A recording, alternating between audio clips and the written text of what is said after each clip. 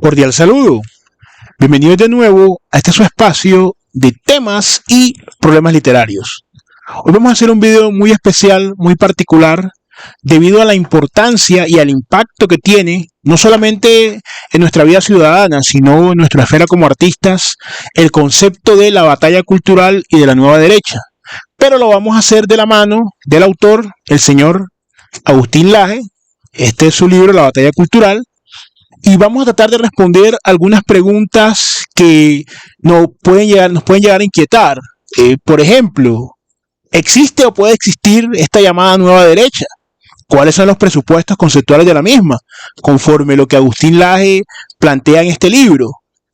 ¿Qué significa la zombificación como un fenómeno del pensamiento y la cultura? ¿Será que se aplica a la nueva derecha? ¿Cómo esta nos puede llegar a afectar en un plano artístico y práctico? Vamos a conversar sobre todas estas cosas, no sin antes recordar que soy Sundiata Keita, escritor, miembro fundador del colectivo artístico Epísteme Colombia y su anfitrión en este su espacio. Una cuestión esencial que hay que manifestar: este video de ninguna forma se trata de agravios o se trata de críticas a la persona de este señor Agustín Laje. Yo de hecho no lo conozco, he estado únicamente pues cuando él ha venido en algunos eventos que he ido a la compra, pues a la conferencia y a la firma de sus libros. De hecho también lo tengo firmado. Entonces no se trata de un ataque, de un agravio, de un video, por decirlo así, hecho con la bilis, sino de ciertos acontecimientos, ciertos fenómenos de los que hemos venido hablando en el canal, que siempre lo hemos hecho pues desde que tenemos el canal, respecto a la pluralidad, respecto a la no suscribirnos a una especie de monismo cultural, cuyo hegemón vendría a ser Occidente, sino rescatar voces diversas. Eso es lo que hemos hecho y es lo que creemos acá en Epísteme Colombia. Entonces, en ese orden de ideas, estas ideas que comenzaron, por así decirlo, a popularizarse de la mano del señor Agustín Laje, que vimos pues a lo largo de varios debates. Yo de hecho lo conocí fue de esa manera. Yo no lo conocía, pues creo que la mayoría de los que hemos conocido su trabajo lo hemos hecho o lo hicimos mediante estos videos donde él debatía y todo lo demás. Este fue el segundo, pues no es su segundo libro, hasta donde tengo entendido. Él ya había escrito otro antes de el libro negro de la nueva izquierda, que lo escribió también con el que era reconocido su mentor, el señor Nicolás Márquez. Ellos escriben juntos ese libro. Después vino este libro, La batalla cultural, que él mismo ha dicho que es un manual político, evidentemente, para que la derecha, que es el sector al que él se adscribe, cuando llegue al poder, sepa primero pues cómo administrar eso y también cómo ir llegando al poder.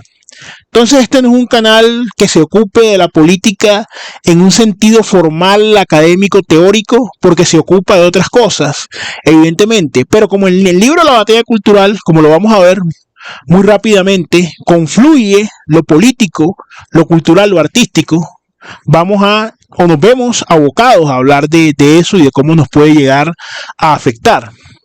Dicho todo esto, vamos a referirnos muy puntualmente a dos capítulos del libro, no porque no sea valioso el resto del libro, ni mucho menos, sino por la razón que acabamos de dar, que este no es un canal que se dedique cuando menos de una manera directa o de una manera profunda al tema político, tanto en su dimensión teórica, mucho menos en su dimensión electoral o pragmática o administrativa, por así decirlo. Entonces, como el libro se ocupa, es un manual para llegar al poder y para conservar el poder y para unificar algo y construir algo, que es precisamente una de las preguntas que tenemos, denominado Nueva Derecha. Este libro es del año 2022. Entonces, vamos a hablar un poco sobre el primer capítulo, pero muy brevemente, con unas ideas fundamentales que se exponen allí y que también le dan pie a estas preguntas que estamos planteando. Entonces, en el primer capítulo, yo de hecho hice un pequeño resumen, ¿cierto?, de este primer capítulo, que es el de aproximaciones conceptuales, que es donde está el basamento, ¿no?, el fundamento de lo que sería la batalla cultural. Entonces, él nos da tres acepciones de cultura. Vamos a ir guardando ese dato. Una, la cultura, la acepción, digamos, que también se maneja mucho en el horizonte académico, que tiene que ver con el proyecto ilustrado, es decir, del siglo XVIII, ¿no? La erudición como reserva de conocimiento individual. Una persona culta vendría a ser, y aún hoy se mantiene esa acepción, que así es como el señor Agustín Laje lo denomina, tres acepciones de la cultura, que también son tres dimensiones, ¿no? O tres esferas. Entonces la primera tendría que ver con el proyecto ilustrado, individual, personal, esa reserva de conocimiento, ese cultivarse a sí mismo, que es lo que Laje manifiesta, pues, jugando un poco con la etimología. Así se consideraba que una persona era culta, una persona, pues, que sabía de determinadas áreas del arte, determinadas áreas de la filosofía, etcétera. De hecho, en el derecho, hasta hace unos pocos años, no sé si se seguirá manejando, si en sus países se maneje, muchas veces se hablaba, cuando se habla de la responsabilidad, por ejemplo, de una persona, se hablaba anteriormente de que una persona que tuviera una mediana cultura, o sea, que estuviera alfabetizado de alguna forma y de pronto un poco más, y se le exige más al que está más cultivado, por así decirlo. Una segunda acepción, la que tiene que ver con la misma construcción del tejido social, de las normas sociales, en una esfera antropológica. Tendríamos que decir, esto no lo dice Laje, pero se desprende y da a la mano lo que él dice en el texto, la cultura como todo lo que el hombre crea y transforma. Allí no habría como tal, o no se podría hablar de gente inculta, porque en la primera acepción, la individual, ilustrada, erudita, se puede hablar de gente culta, con una reserva de conocimiento muy amplia, y de gente inculta. Gente, pues, que según esa acepción, que es bastante elitista, que continúa hasta hoy, que la hemos visto aquí también en la literatura, gente, pues, que, por así decirlo, no ha trabajado en sí mismo lo suficiente, no se ha ilustrado lo suficiente. Y una tercera acepción, muy vinculada con lo que tratamos aquí en el canal, como creación artística de unos sujetos concretos, que vendría a ser una esfera estética humanista. Entonces tenemos tres acepciones de cultura y tres características distintivas de lo que vendría a ser una batalla cultural. Cuando él habla de la batalla cultural, que se constituye en una, entonces nos da esas tres características. Entonces, la primera, la cultura no es simplemente el fin de la batalla cultural, sino también su medio. Es decir, el universo cultural, el tejido de lo simbólico en una sociedad, para usted lograr instaurar unas ideas, tiene que hacerlo en ese mismo medio cultural. Una invasión militar o un avasallamiento tecnológico por sí mismo puede que no cambie la cultura de un país, de una nación. Pero cuando se accede a ciertos valores fundacionales, se invierte en ciertas categorías, se tendría entonces la batalla, no solamente la cultura, no solamente como fin en sí mismo para lograr instaurar esas ideas, sino que el mismo campo de batalla es la misma cultura. Una segunda característica distintiva, la batalla cultural supone un conflicto de cierta magnitud. Eso lo dice también Agustín Laje. No se trata de un simple reajuste social o de cuestiones mínimas, sino la estructura fundacional de las sociedades. En qué se cree, en qué no se cree, cómo se concibe el modelo de familia, cómo se concibe el modelo de educación, esa clase de cosas. Tiene que ser de alguna entidad. Tercero, bien importante, toda batalla posee un elemento consciente del cual surgen esfuerzos racionales para conseguir la victoria. Lo vamos a repetir. Eso sí lo estoy citando tal cual como Laje lo dice acá en este libro. Toda batalla posee un elemento consciente del cual surgen esfuerzos racionales para conseguir la victoria. Es decir, él habla de una serie de tácticas, de estrategias y liderazgos. Una organización individual, grupal, colectiva, donde las personas se reúnen en torno a unas creencias comunes para imponer esa visión. Eso está más o menos en la página 39, página 40. Ahí usted puede ir encontrando estas definiciones. ¿Por qué son importantes? Porque es lo que el autor mismo está diciendo. Entonces, ¿qué nos está diciendo el señor Agustín Laje con esto?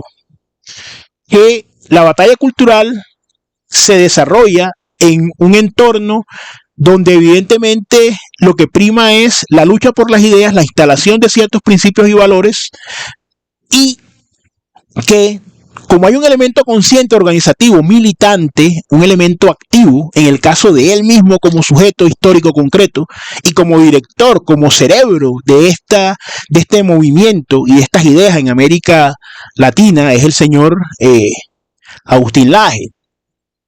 Entonces, lo que él hace también, de hecho, él aquí en este libro, en algunos apartes, menciona una especie de guerra de guerrillas, ¿no? Porque menciona que había una simetría, había un aparato institucional captado por las izquierdas progresistas, y entonces estas nuevas derechas, que es lo que vamos a ver en el otro capítulo, que vamos a ver unas partes muy concretas, muy puntuales, tenía entonces que dinamitar de alguna forma ese aparato, y como había esa simetría de fuerzas, entonces ¿cómo lo logró hacer él? Por medio de esos debates que él hizo en el canal de YouTube.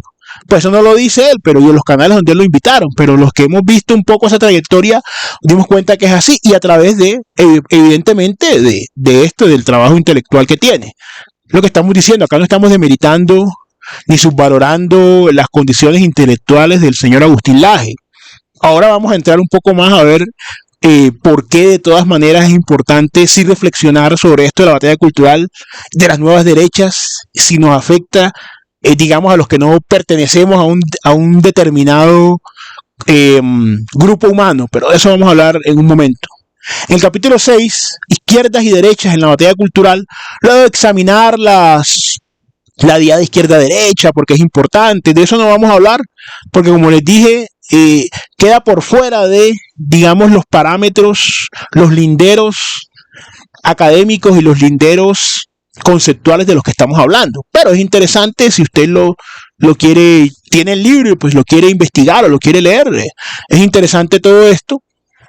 Él habla básicamente, y con toda honestidad dice que son tipos ideales, es decir, no quiere decir, él no quiere agotar la categoría de derecha en eso. De hecho, en la categoría de derecha eso es como un cajón de desastre y es una simplificación. Eso también él lo ha explicado y uno podría estar de acuerdo, de distintas posturas, digamos, que son coincidentes en ciertos aspectos. Habla del libertarismo, el conservadorismo, el tradicionalismo y el patriotismo. Entonces, para construir su nueva derecha 2022, eso vendría o nacería, devendría de una articulación entre que las cuatro tienen en común. ¿Mediante qué? Mediante la batalla cultural, que podemos decir que es un proceso por la lucha, es un proceso organizado y organizativo, además, por la lucha, por la hegemonía, por el monopolio de unas determinadas ideas y unos determinados principios y valores fundacionales en una sociedad. ¿Por qué? Porque eso se traduce en políticas públicas, eso se traduce en leyes, eso se traduce en comportamientos. No es una abstracción, sino que baja mucho a nuestra vida cotidiana. Yo creo que ya muchos van viendo por dónde es que quiero yo salir. Ahora bien, después de esto, de hecho vamos a leer ya casi al final del libro, cuando él está hablando de lo que la nueva derecha, ¿cierto? Dice en una de sus aportes acá, dice, en pocas palabras, creo que una nueva derecha podría conformarse en la articulación de libertarios no progresistas, conservadores no inmovilistas, patriotas no estatistas y tradicionalistas no integristas. Esto merece de pronto que sí que nos detengamos, porque bueno, tenemos en cuenta pues, según lo que Laje nos está planteando, estas grandes cuatro familias o grandes cuatro vertientes de la derecha tendrían algunas diferencias. Entonces, que los libertarios, por el tema y por el énfasis economicista que él le llega a criticar en algún momento, ¿cierto? No abracen el progresismo, ¿cierto? Es decir, que de alguna forma, eh, porque los libertarios no estarían identificados tanto con los elementos más conservadores o los elementos más típicos de la derecha, por ejemplo, los elementos religiosos, los elementos de tal forma, entonces que no se fueran al progresismo, que los conservadores no se quedaran en el pasado, que los tradicionalistas no fueran integristas, es decir, no estuvieran anclados a una visión de mundo guiada fundamentalmente desde la religión, y los patriotas entendieran que su lucha no va únicamente a su país, que no fueran únicamente estatistas, sino que se pusieran de acuerdo para articularse contra el globalismo. De hecho, Globalismo es el libro que viene después de este, después de este viene Generación Idiota, vino después de Generación Idiota, donde él desarrolla estas ideas. Ahora vamos a ver, igual es importante, pues yo tengo pues de los libros de Laje, los que se han hecho más famosos, yo pues sí los tengo y los he leído.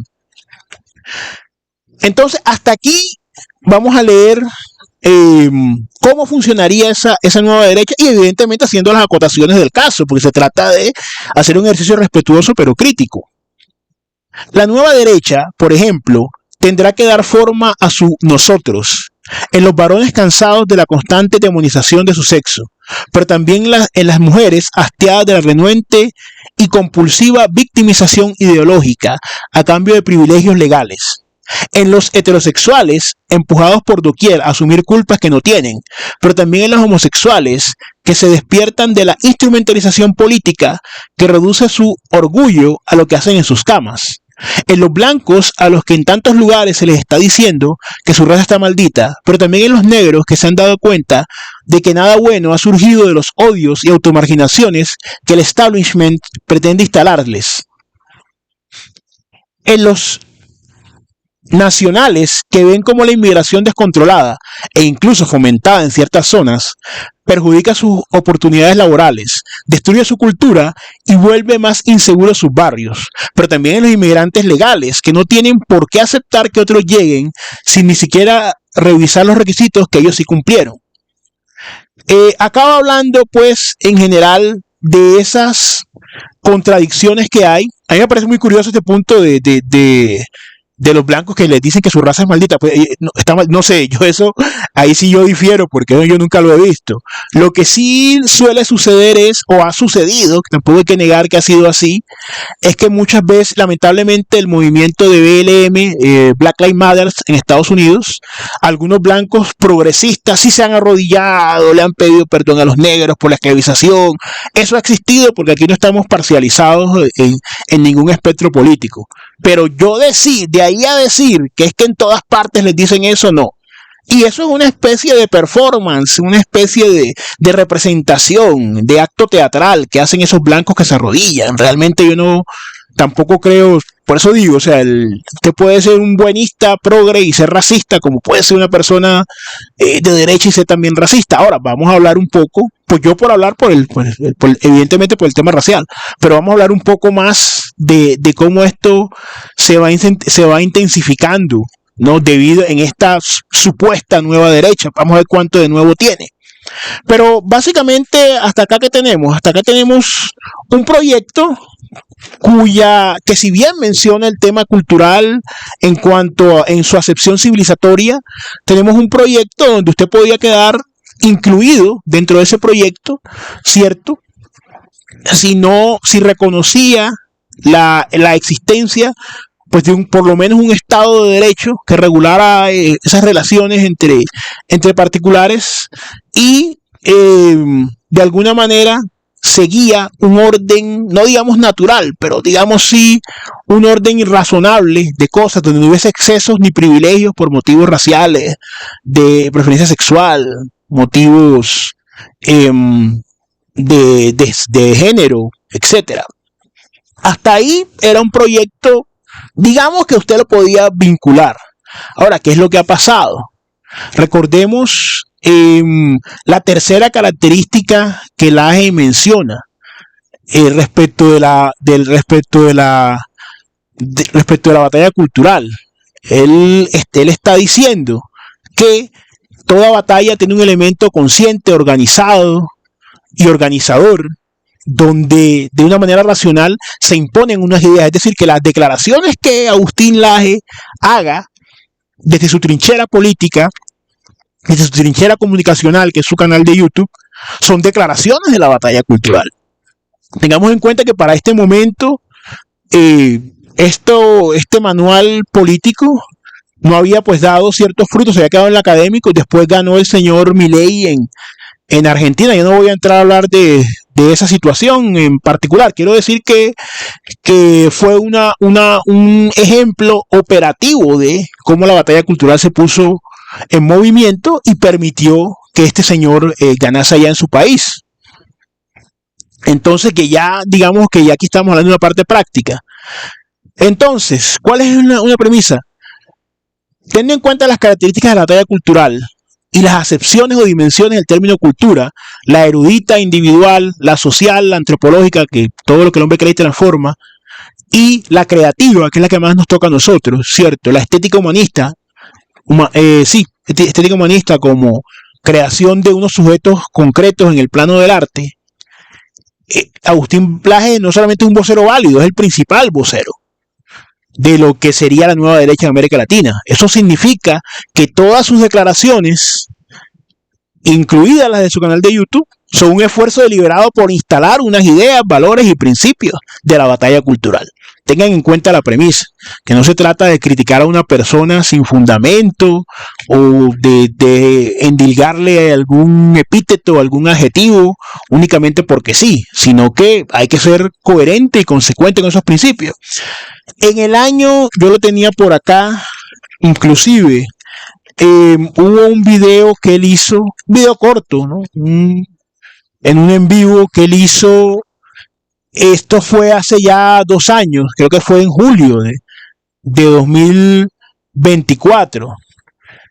Y en ese video, el video se llama Imperdible. Padre defiende a su hijo de comediante progre. Está en el canal de Agustín Laje, un video de hace 2 años. ¿Qué es lo que sucede? Aquí sucedió del 18 de junio de 2024, o sea que lo estoy viendo. Aquí sucedió una cuestión muy particular, de la cual tampoco yo me voy a pronunciar en buena parte, porque son temas polémicos y sensibles para el algoritmo. Sucede que un padre de familia recibe un comentario bastante inadecuado de un comediante, entre comillas, comediantes de un sector muy representativo de las izquierdas, un comentario bastante desobligante, horrible y todo lo demás. Y este padre va y actúa. El problema es que este padre no es un padre cualquiera, es un español que se identifica a sí mismo como un nacionalsocialista. Entonces, ¿qué es lo que dijo Laje en este video? Que ese era el modelo de la masculinidad occidental, que ese era el modelo de masculinidad. Entonces, esto fue ya en 2024. Este libro es de 2022, este libro. Y allá es en 2024. Entonces uno dice, bueno, ¿cómo así? O sea, que le está diciendo que un NS es el modelo de masculinidad occidental. ¿Eso qué implicaciones trae? De hecho, yo en otro perfil dejé un comentario que no lo han borrado, todo hay que decirlo. Pues un comentario respetuoso respecto de la situación. Y no lo puedo leer todo también por pues cuestiones de la plataforma, temas de lenguaje, ciertas temáticas y demás. Pero aquí yo lo decía.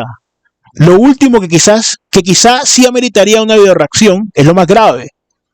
Vale decir, la parasitación del proyecto de la nueva derecha, o como he oído a algunos llamarlo, la derecha zombie.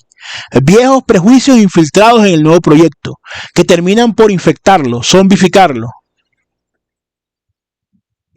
Bueno, aquí yo decía eso, porque cuando ya, por más legítimo que sea, de hecho, el acto de defensa de un menor frente a otro, de ahí es salir a pontificar lo que uno de estos sujetos hace, que no voy a decir lo que creo de ellos, porque son sujetos de derecho, pero no me merecen ningún respeto, ningún NS ni nada parecido. Ya ponderarlos como un modelo de masculinidad o de civilización es complicado. Eso fue en 2024. Bueno, seguimos con la línea de tiempo. Tengamos en cuenta entonces la tercera característica de la batalla cultural en cuanto a la integración, la militancia activa en la imposición, y tengamos en cuenta quién es Agustín Laje. Después de eso, hay otro video, ese es relativamente reciente, creo que no tiene ni 3 meses. Es un video del 13 de julio de este año 2026, se llama El Mundial expone los peligros del multiculturalismo. Ese es un video donde, bueno, había muchas emociones a flor de piel, había una serie de situaciones que se estaban dando muy concretamente con el equipo de Argentina y todo lo demás. La es argentino, de pronto uno diría hasta cierto momento, bueno, tuvo quizá algo que ver con el momento, pero él hace una declaración que a mí me lleva a hacer esta reflexión, en la cual él comenta entre el minuto 13 y el minuto 19 y 20. Dice, cuando uno junta a una cultura pulcra con una cultura sucia, ¿quién creen que ustedes ganan? Lo voy a repetir, está en el minuto 13 en adelante. La pregunta que él hace: cuando uno junta a una cultura pulcra con una cultura sucia, ¿quién creen ustedes que gana? Cuando ya una persona, y quiero ser en esto muy respetuoso, pero también muy claro, cuando ya una persona me comienza a mí a decir que hay culturas pulcras y culturas sucias, eso no se diferencia mucho de lo que se decía hace aproximadamente ya casi un siglo, un poquito menos, ¿cierto? Si usted cambia cultura o civilización, lo cambia por raza, pues ahí va a tener usted algo similar. Entonces ya nos vamos dando cuenta de una declaración pública en ese sentido. Él decía porque las celebraciones que eran difíciles y que había mucha suciedad y todo lo demás. En todas partes hay gente sucia, en todas partes hay gente con pocos modales. De hecho, pocos días después de eso, antes de la final de Argentina-España, los argentinos también fueron a hacer desmanes allá en una estatua, no sé, Carlos qué era allá en España. Entonces yo tampoco puedo decir por eso. Y ese pensamiento que tiene que ver con el tema de Occidente es lo que a uno lo puede llegar a preocupar. Aquí en el mismo libro usted va a encontrar un comentario de Ben Shapiro, que también es bastante conocido, ¿no? Creo que no es esta presentación. El más reciente libro de Laje es un texto importante en defensa de miles de años de valores y tradiciones que compartimos a lo largo del Occidente. Entonces, no quedémonos con esto. La visión de homologar Occidente con América Latina ha venido ganando fuerza, esa idea. Cuando Laje habla de la inmigración en su propio país y la propone como modelo, porque de hecho hay un video más adelante, es un video donde él también es de este año, es un video sobre la inmigración, sobre lo que sucedió en Ceuta, ¿cierto? Esta migración o invasión, como usted lo quiera ver, que se dio hace poco en Ceuta. Él hace una crítica y él habla y él pondera además el modelo de inmigración que se dio en su país, en Argentina, en el siglo pasado. También en este video que le estoy comentando del 13 de julio de este año 2026, en el minuto 19 dice algo como esto: la Argentina, por ejemplo, fue grande porque tuvo un plan de configuración cultural a través de la inmigración europea. Repito, la Argentina, por ejemplo, fue grande porque tuvo un plan de configuración cultural a través de la inmigración europea. Y más adelante dice algo como: y hay culturas que son mejores y hay culturas que son peores. La cultura occidental tenía una serie de elementos positivos, y sigue hablando. Entonces dice que si cualquiera escucha eso va a decir que es un racista, va a decir que es un xenófobo.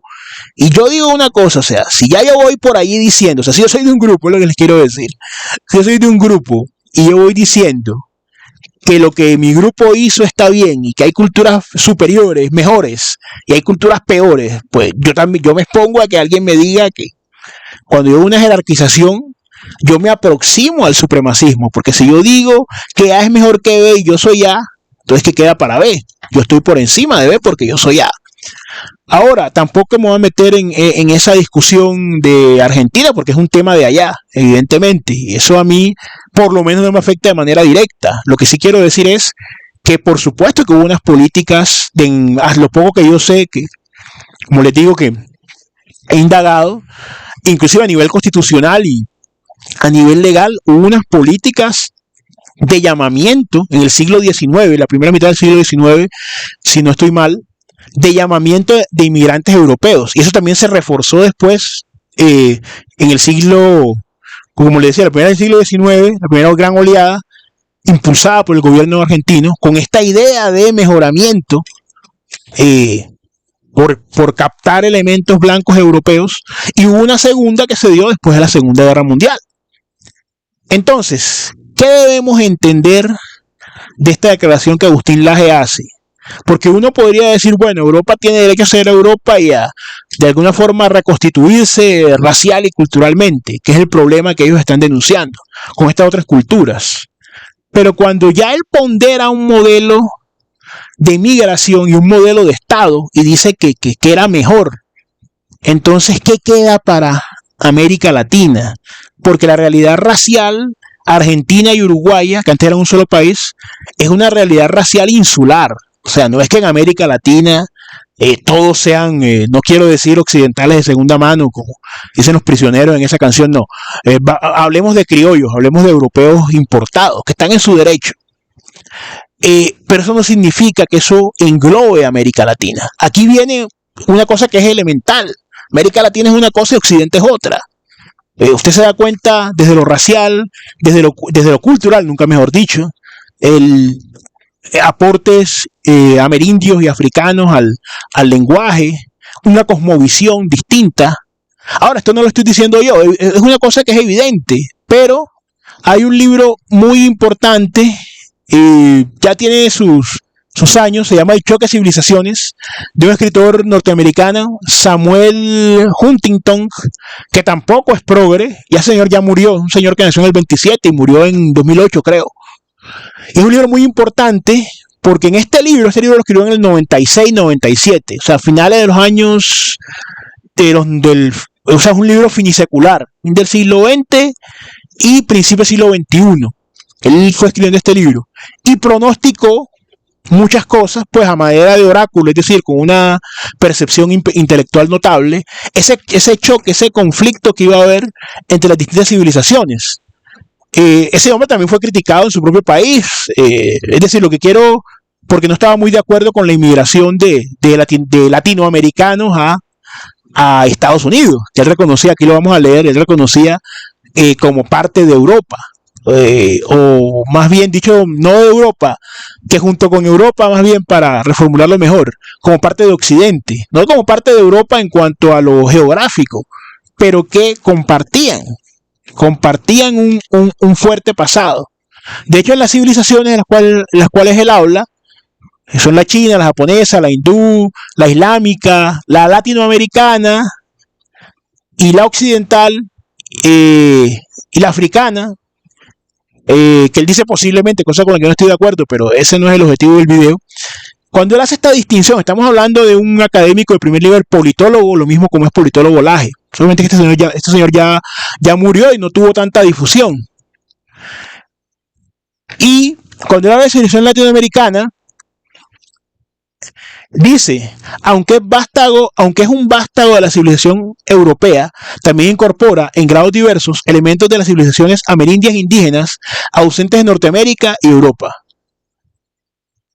Ha tenido una cultura corporativista y autoritaria que Europa tuvo en mucha menor medida y Norteamérica no tuvo en absoluto. Tanto Europa como Norteamérica sintieron los efectos de la Reforma y han combinado la cultura católica y la protestante. Históricamente, Latinoamérica ha sido católica, aunque esto puede estar cambiando. La civilización latinoamericana incorpora las culturas indígenas que no existían en Europa, que fueron eficazmente aniquiladas en Norteamérica y cuya importancia oscila entre los dos extremos. México, América Central, Perú y Bolivia por una parte y Argentina y Chile por la otra. La evolución política y el desarrollo económico latinoamericanos se ha apartado claramente de los modelos en los países del Atlántico Norte. Subjetivamente, los mismos latinoamericanos están divididos a la hora de identificarse a sí mismos. Unos dicen, sí, somos parte de Occidente. Otros afirman, no, tenemos nuestra propia cultura y única. y un vasto material bibliográfico producido por latinoamericanos y norteamericanos expone detalladamente sus diferencias culturales. Latinoamérica se podría considerar o una subcivilización dentro de la civilización occidental o una civilización aparte, íntimamente emparentada con Occidente y dividida en cuanto a su pertenencia a él. Para un análisis centrado en las consecuencias políticas internacionales de las civilizaciones, incluidas las relaciones entre Latinoamérica por una parte y Norteamérica y Europa por otra, la segunda opción es la más adecuada y útil. Es decir, una civilización aparte de la europea, por eso las pone aparte, y aquí está un poco lo que les decía, la crítica que a él mismo le hicieron, ¿no? En su momento, se ve claramente que no quería mucho o no estaba, por decirlo así, muy contento o no le parecía mucho de recibo que elementos sustancialmente distintos a los norteamericanos llegaran a su país. Entonces lo que quiero enfatizar acá es que no se puede decir es que este señor también era un progre, para nada. Aquí vamos entonces a otro concepto, que es el de la zombificación, que escribí en aquel comentario como pues con otra cuenta, evidentemente, porque no uso la cuenta del grupo para eso, del colectivo. Pues porque una cosa son las opiniones individuales y otras son las del colectivo. De todas maneras, esta zombificación sería en una alegoría al muerto viviente o infectado cinematográfico, es decir, ese zombie clásico de Romero en adelante. Hace alusión a la incapacidad de la derecha, fundamentada en una visión hegemónica, jerárquica y supremacista del occidente blanco europeo, de reinventarse o renovarse. Es decir, hay una incapacidad. ¿Por qué hay una incapacidad de hacerlo? Porque los valores fundacionales de este occidente, que es lo que Ben Shapiro dice al hacer su comentario sobre la obra de Laje, y que estamos viendo ya en los comentarios del señor Agustín Laje, estos dos comentarios que les he citado, o esta serie de comentarios, porque han sido más de dos, que les he citado. Es decir, que si usted se aleja de ese eje, si usted se aleja de lo que lo constituye realmente, que es esa visión que tiene que ver evidentemente con los valores judio-cristianos, en lo ético, en lo religioso, la tradición intelectual y artística aristotélica, científica copernicana, si quiere, el derecho romano. Pero ¿qué es lo que sucede y lo que pasa como con el zombie? Ese mundo prevalente de Occidente del siglo XVI, de la gran colonización europea de América, después parte de algunos países de Asia, de África, ese mundo ya no existe. Ese mundo que tiene Occidente como un eje ya no existe. Entonces, ¿qué es lo que se intenta? Replicarlo, y en ese proceso se anula una pluralidad de voces y de saberes no occidentales. He ahí la infección, pretender instalar un mundo ya desaparecido e imponerlo a los demás. Aquí volvemos a la otra pregunta que habíamos hecho. O sea, si él me está hablando de un proceso exitoso, digamos, como una configuración del Estado-Nación Argentina, por una inmigración blanca europea occidental. Él está hablando de ese elemento, él mismo lo está diciendo en esa declaración. No, ojo, no quiero decir con eso que él sea un protonazi ni nada de eso, porque eso no está comprobado. Hasta donde él ha demostrado es una persona creyente en un Estado de Derecho y en unas libertades e igualdades, al menos a nivel formal, ¿cierto? O más bien que la igualdad formal es la base legal para una igualdad material de condiciones, a diferencia de estos regímenes. Pero si hay una cercanía, entonces usted se va dando cuenta que todos terminan pareciéndose, todas las formas. Entonces, o lo que está unificando a esa derecha ahora no es su lucha contra el progresismo. Lo que la está unificando es una añoranza de un pasado predominante de Europa. Por eso usted ve ahora muchos políticos remachando y remachando y remachando, como decimos acá, siendo incisivos con el tema de Occidente. Entonces, si usted acepta la ficción académica, porque es una ficción, de que Occidente y América Latina, Latinoamérica, son lo mismo, fácilmente usted cabe en eso. Ahora, ¿qué consecuencias prácticas tiene esta zombificación? Primero que todo, puede llegar a haber una serie de retrocesos a nivel cultural, y nos vamos a las dimensiones que aquí tratamos, que en el caso del libro de Laje vendría a ser la tercera, la estética humanista, que nosotros acá la tratamos en el canal, lo que tiene que ver con lo creativo, lo que tiene que ver con el valor del arte. Si usted a mí me pondera una cultura, o sea, si yo acepto en la jerarquización que de la jerarquización a la supremacía no hay sino medio paso, ¿cierto? O sea, yo digo que el grupo A es superior al grupo B, pues en algún momento, si yo estoy por encima, yo tengo que generar toda una ideología y generar toda una serie de discursos, una batalla cultural para establecer una hegemonía de mi grupo A, que es al que yo pertenezco. Entonces, aquí en Colombia, por ejemplo, estamos viendo, o estamos asistiendo, vamos a asistir en breve, porque tampoco voy a hablar de temas políticos acá, pero al margen de las simpatías o antipatías que usted tenga con un proyecto político determinado, estamos viendo, por ejemplo, acá había un ministerio que se llamaba Ministerio de las Culturas, los Artes y los Saberes.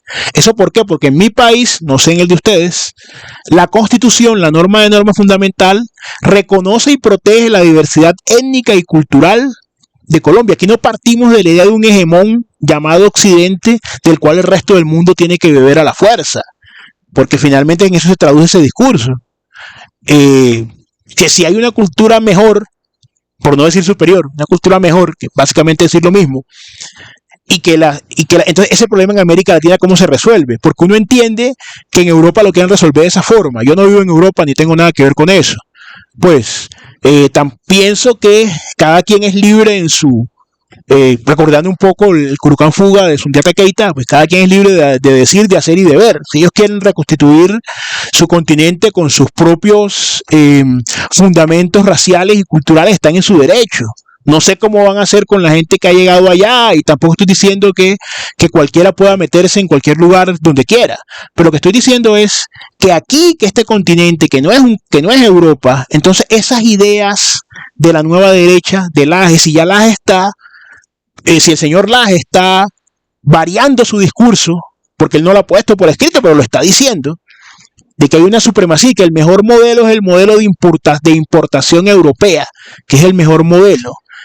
Entonces, esas ideas, al salir y diseminarse entre los seguidores que él tiene, ¿qué consecuencias prácticas tiene? Entonces aquí pasamos o vamos a pasar, ese Ministerio de las Culturas, los Artes y los Saberes, que reconocía ese pluralismo cultural y étnico de Colombia, vamos a pasar de nuevo a un Ministerio de Cultura, y eso es lo simbólico, tiene un peso, y esa es la importancia de este libro, que es un libro muy bien escrito, un libro bastante fundamentado. Usted esté de acuerdo o no con sus consecuencias prácticas, pero está muy bien escrito y es un libro sólido.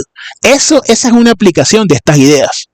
Es decir, ya dejamos de tener varias culturas y varios saberes que lo reconoce nuestra Constitución, en el caso de Colombia, a volver a un hegemón de una única cultura. Pero esa cultura, entonces, ¿cómo es? O sea, si yo reconozco que soy pluriétnico y multicultural, ¿cómo es que tengo solo una cultura? Esa cultura, entonces, ¿cuál es? Entonces se quiere infiltrar el mito de Occidente, de que Occidente y Latinoamérica son lo mismo, que son equivalentes, intercambiables, y eso deja por fuera nos deja por fuera un gran porcentaje que ni somos ni queremos ser occidentales tampoco. Eso nos deja entonces a nosotros por fuera. Entonces las ideas y la zombificación, ese retorno, ese deseo de retorno al pasado, ¿cierto? En alegoría al muerto viviente, ese retorno al pasado, esa añoranza, entonces, ¿cómo se compagina con la diversidad que existe de apuño en América Latina? ¿Cómo se compagina eso?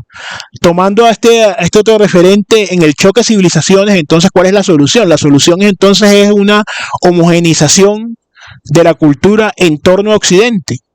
Eso tiene muy poco sentido práctico.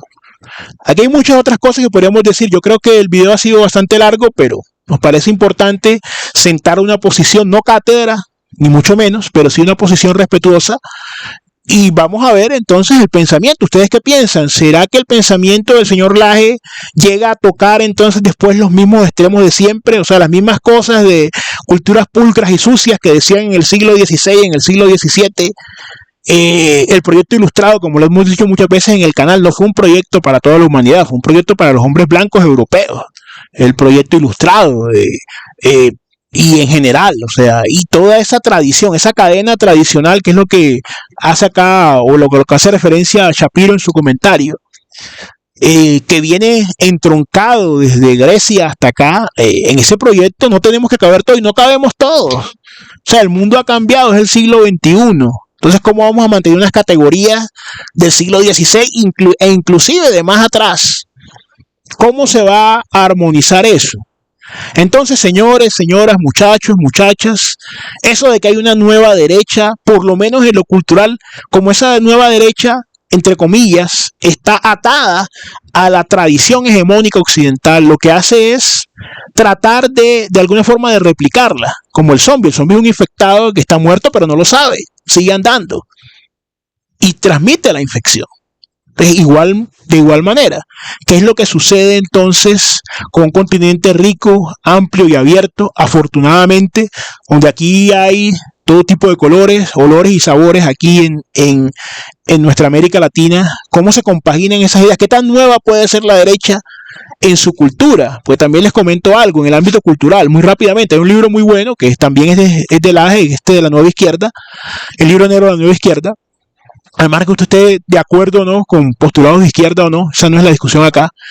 Lo que quiero decir es que si usted es de izquierda, usted puede ser pro diversidad, puede ser feminista, ambientalista, animalista, indigenista, que va por los derechos de las negritudes, animista inclusive, por el tema espiritual y todo lo demás. No estamos diciendo que sea bueno o malo, solamente lo estamos diciendo. Hay muchas formas, sobre todo esta nueva izquierda progresista, cultural, que él describe en ese libro, el libro negro de la nueva izquierda.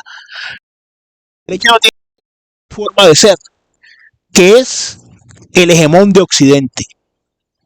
La tradición, el rescate ininterrumpido o supuestamente ininterrumpido de una tradición que coloca, que pondera a Occidente como la civilización que es en sí misma. El resto es folclore.